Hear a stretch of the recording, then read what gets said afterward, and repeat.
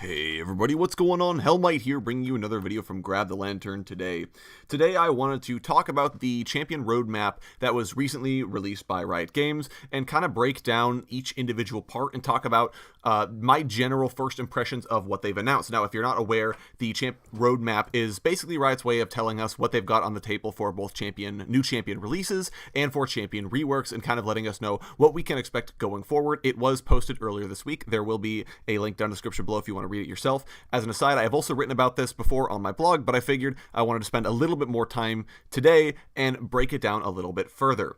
So first up, Riot have announced their next champion is going to be a marksman. They've also announced that the marksman is going to be a high-risk, high-reward marksman, kind of like Vayne. So very, very weak early game, but the potential to absolutely carry games if played incredibly well, and ideally if they've gotten to the late game. Now, the most interesting thing about this to me is that Riot have said they're suiting up a new marksman, and the image they've provided is very void-ish, void-like, I suppose. So it makes me automatically think that the champion in question is going to be void-related, but not necessarily a void-born in the lines of Cho'Gath or Kog'Maw. Instead, the champion will be probably someone like Kassadin, who either ventures into the Void to kill Voidborn before leaving, or who has some other connection to the Void. There is the potential for this character to be Kassadin's daughter, but I don't necessarily believe that it's going to be Kassadin's daughter, because she was sucked into the Void and then will be coming back, probably supremely corrupted by it.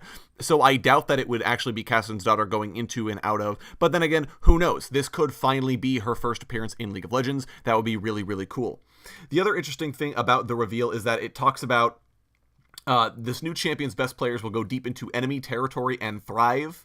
So I think first that's just a hint at the fact that this champion is from the Void, goes into the Void and kills things. But this could also be a second jungling marksman along the same lines as Kindred, which would be very interesting to me. Sort of treads on Kindred's niche a little bit, and we obviously have Graves who can jungle as well, but having a third jungling marksman would not necessarily be a bad thing, especially with Riot's goals to make other champions viable in the bottom lane. It gives you more options for plays to play your Juggernaut, or your marksman. So I think it's going to be very interesting, but we don't know any more yet. We'll have to wait for more information coming soon. Next up, we get an update on the Aurelia rework. If you weren't clear, she is the rework to follow Swain, and a lot of that's just because her kit is very binary. She basically could not succeed if she was behind, and she could not fail if she was ahead, just by virtue of her kit being almost all targeted or auto attack reliant. There's not an awful lot you can really do to outplay a targeted stun or a targeted dash or a bunch of auto attack damage, especially given that Aurelia had very high tenacity. So Riot are trying to rework her to make her somewhat less binary while still preserving her nature as sort of a dash-in duelist. Now, the most interesting thing about this is that Riot have mentioned that she should have some tools to initiate a fight and signal to her allies. So to me, this is thinking that Aurelia is going to be a bit more of a diver with a bit more crowd control, possibly with some sort of allied buff to let them all know, hey, we're fighting now, come on in. It could be something similar to Sion's old ult, where Aurelia's heals nearby allies as well, would definitely tell your allies, it's time to fight, I'm healing you all up. And it would be an interesting path for Aurelia, given that she already kind of has a drain tanking feel about her with Haiten style.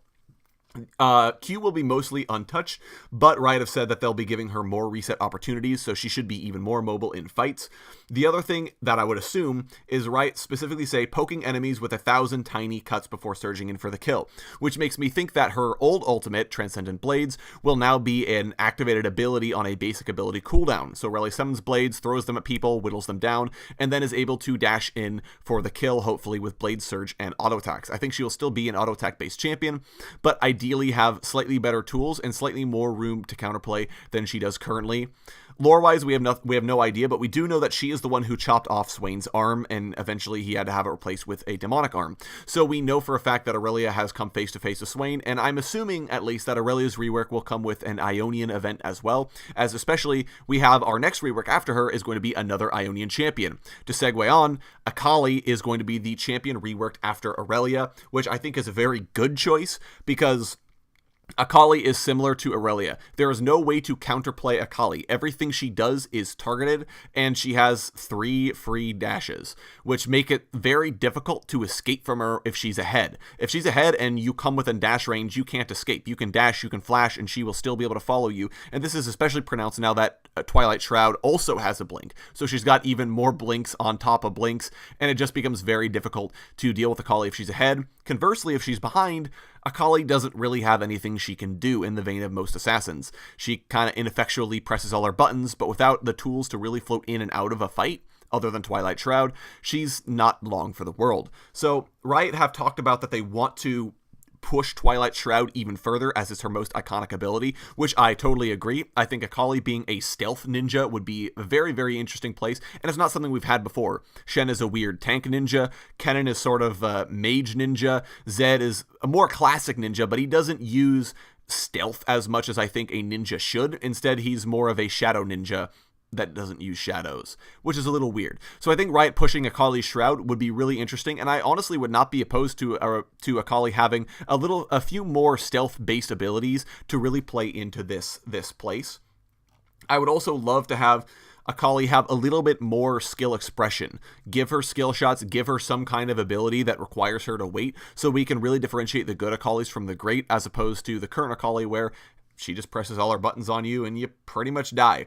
Now, the interesting thing about Akali's lore is that Riot have said they don't want to retcon her entirely like they're doing with Swain and Aurelia, but instead they want to bring her more in line with the Gangplank VGU. So instead of being a complete rewrite of the character, sort of a second chapter of the character. Now, the biggest thing for me is I just want to know the truth about Akali's backstory, as it's been heavily implied by Riot that she originally worked with Zed, and in fact fought with Zed and studied under Zed, hence her passive being called Twin Disciplines.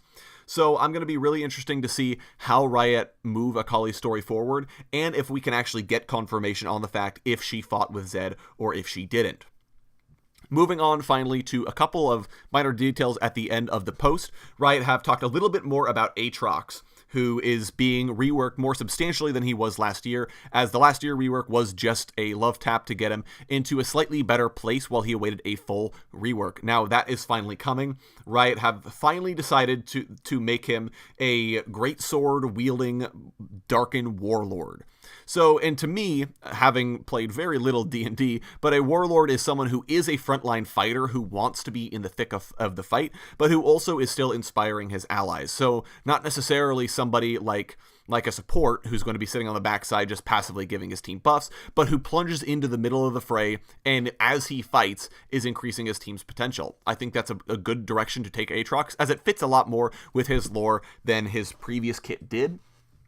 And Riot have definitely said that they want to make sure that even though his attacks and abilities feel heavy and powerful, he still has a duelist nature of a sword master. I don't know how they're quite going to fit all that on one kit. I feel like Greatsword doesn't necessarily perfectly align with Bloodthirsty and Sword Duelist, but we'll find out how that actually all plays out. I'm excited to see where they're going to take Aatrox. If I had to guess, he's probably going to lose his old ultimate and may lose his E as well. I would expect Bloodthirst and Blood Price to stay the same, as those are pretty core to Aatrox's kit, and Dark Flight as well, as I feel like that's already a very heavy and powerful feeling ability, and it gives Aatrox the ability to actually get to the backline, as his goal is to be a diver, but he'll probably get a new ultimate. He may end up actually getting the Cannibalism ultimate that I mentioned for Aurelia. He may end up getting that instead, but we'll have to see where it's going to be.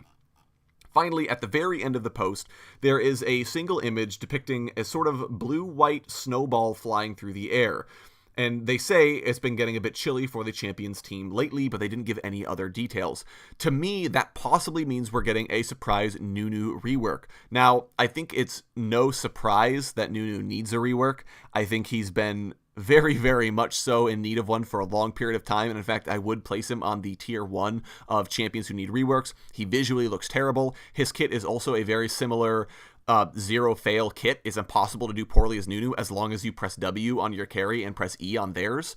And so I'd be interested to see a more modern approach. Now, Riot did recently give Nunu buffs, so if they're looking at him for balance, it may be that they're not looking to rework him yet. However, the fact that the snowball is there, it doesn't match up with any of the other champions we currently have in the game, and I can't think of any other Freljord champions that would necessarily need a rework other than Tryndamere, possibly. Volibear could use some love, and definitely Nunu. Now, Nunu's the only one who uses snowballs, which leads me to believe it is Nunu. Now, it may not be a full rework. As I said before, he was getting balance changes, and usually Riot avoid balance changing a champion they're going to rework anyways. So what this could be is a visual update that just makes Nunu look more modern. Now, that would be pretty cool, and I think that would be a good thing to tide Nunu players over in the meantime, is to make him at least look a little better, and that might honestly remove him from tier 1, as his kit doesn't necessarily play terribly. It could use some love, but as long as he at least visually looks like he belongs in this decade, it would be a much better change for Nunu.